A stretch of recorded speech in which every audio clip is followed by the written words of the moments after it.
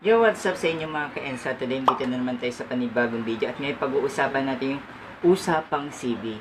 So, which is nakapaloob na dito si Nick, si Ace, si Andre, si Wetsky, and Joshua, and also Ace. So, ngayon mga ka-ENSA, pag-uusapan natin yung CB, kung paano ba nabuo.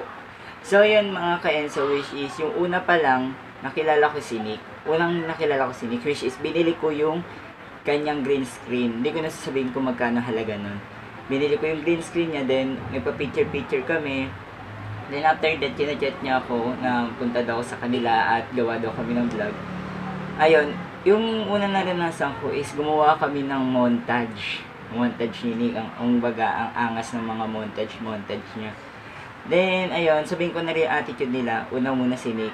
Ayun nga, gumawa kami montage hanggang sa nabuo yung CB. Hindi pa nabuo yung CB kasi kung dalaw pa lang kami. Then, ayun, si Nick naman, mabait, hardworking, at higit sa lahat. Marunong siyang rumespeto, at higit, yung ano niya, yung nilulugar niya yung pantitrip niya. Pero natuwan-tuwa naman ako sa ginagawa ni Nick. Then, next naman, umiyok tuloy ako. Next naman is si Ace. Siya yung second na nakilala ko, which is nagkaroon kami ng meet-up. Meet-up kami tatlo, ni Nick, ako, and si Ace Daniel PH.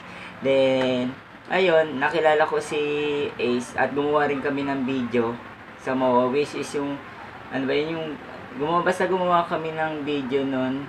Ayun yung kay Kong TV rin, yung, ano, yung baliw. Yun, doon kami gawin tatlo lang, yung gumawa kami dun ng video sa MOA. Then, si Ace naman is mabait, may respeto ang tao, matalino. Nakikita ko yan, mga award top, kasama siya sa top honor. So, believe ako sa yun, Ace. Then, si Ace naman, marunong siyang rumespeto at responsable tao at patient din siya, kumbaga kahit anong mapagkumbaba, parang ganun kumbaga. Then next naman is si Joshua. Si Joshua naman, aka Christian. Si Joshua naman, ang gusto ko sa kanya, mabait, masayahin, ang sese niya kasama. Ang kulit-kulit, ang kulit niyang kasama, parang karoon ka nga ng kapatid ng ganong kakulit. So, ayun, ang sesaya ko mga ka-ENSA dahil nakilala ko yun, si Joshua, si Ace, saka si Nick. Then, next naman, si Andre. Si Andre naman, masaya rin kasama. Then, the problem lang is, malakas siya man-trip. Pero hindi ko sinasabing i-ano niya si Andre. Kumbaga, sinasabi ko lang yung attitude niya. Pero, nagsasorry naman siya at tinatanggap ko naman yung apology niya, which is kahit nagsasorry siya, yung pinapatawad ko naman siya dahil nga syempre ayoko na magtanim ng sama ng loob sa kanila. Then ayun, then naman sino ba? Si Wetsky, yon si Wetsky. Si Wetsky naman, hindi ko pa siya nakita, pero pinakilala sa akin ni Nick. At si Wetsky naman, napakabait niyan, tigit sa lahat. Marunong siyang makisama sa kapwa-tao at tigit sa lahat. Marunong din siya rumespeto at nakakatawa yung mga Minecraft niya. Kumbaga, pag nagma-Minecraft siya, parang hindi siya yung nagma-Minecraft kasi yung mga yung Minecraft is sobrang amaze. So, believe ako sa paglalaro niya ng Minecraft. Ako nga, naglaro ako ng Minecraft na, naglaro-laro kami. Ang ko maglaro ng Minecraft, pero sila, si Wetsky, si Ace, si Nick, si Andre also, ang gagaling nila pag naglalaro kami ng Minecraft, na pagpatripan ako, kaya minsan namamatay ako. So, ayun, then, paano nga ba nabuo ang CB? Yung first meet-up namin sa Cavite, sa Laguna.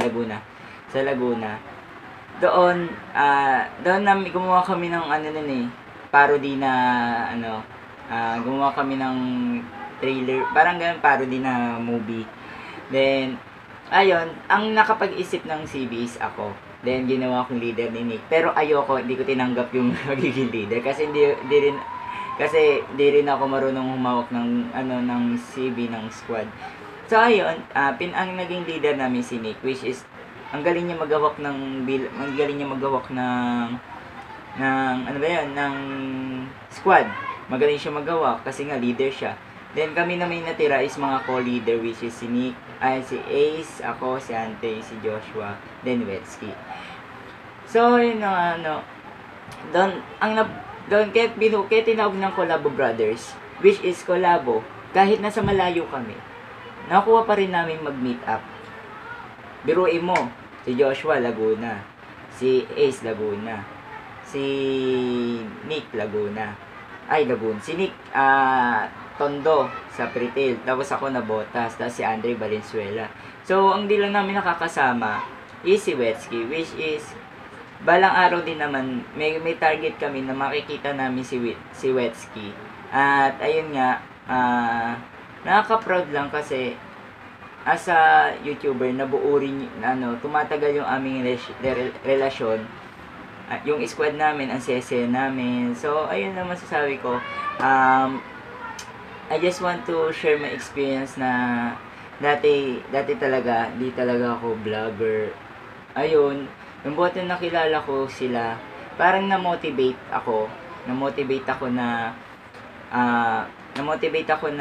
mas lalo ko pang ipagpatuloy itong pagiging YouTuber. So, ayun ang mga ka-Enso. At napakasaya ang nakilala ko sila, Wetsky, si Nick, si Ace, si Andre, si Joshua. So, ayun mga ka-Enso, sana suportahan niyo po ang yung CB. Suportahan niyo po kami, which is si Wetsky, si Nick, si Ace, ako, then si Andre, at saka si Joshua. Kasi, mga ka-Enso, masaya kami na sinusuportahan niyo po kami. Then, napakasaya po namin dahil maraming nagmamahal sa CB. At kahit ang gagandahan pa dito, kahit sobrang layo namin sa isa't isa, nakuha pa rin namin makipagkita. Kasi, biruin mo, ang layo na namin eh. Separate kami, as in yung distance namin napakalayo, pero nakuha pa rin namin makipag-meet up. At masaya, parang turing ko na sa kanila, hindi na mga barkada, friends, kundi mga kapatid nila. Kumbaga ako yung tumatay yung kuya nila. Then, ayun, masasabi ko, mahal na mahal ko sila. Mahal ko sila at sana pagpatuloy pa nila yung good attitude nila, yung pagiging marespeto, at higit sila responsable, patient, at sana mas umano pa sila, mas level up pa yung pagiging certified YouTuber nila, pagiging pag-e-edit nila. Then thankful din ako sa kanila dahil tinuruan nila ako kung paano mag-montage, tinuruan nila ako kung paano mag-edit, tinuruan nila ako kung paano gumawa ng thumbnail. So, yun lang mga ka-Enso. At sana supportahan niyo po yung CB, which is si Nick, si Ace, ako, si Andy, si Joshua, then si Wetsky. Then, ayun nga, masabi ko lang is, napaka-enjoy ko dahil nakilala ko sila. Ito walang halong biro kasi, sila Nick, sila Ace, sila Andy, sila Joshua, at saka si Wetsky. Sila eh, nasa sila eh, yung attitude nila, kumbaga,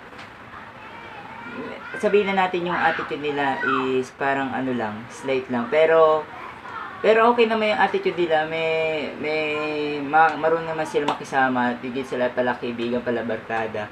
Then, ayun naman sabi ko, it's super enjoy at sana, mas lalo nyo pa supportahan yung CB.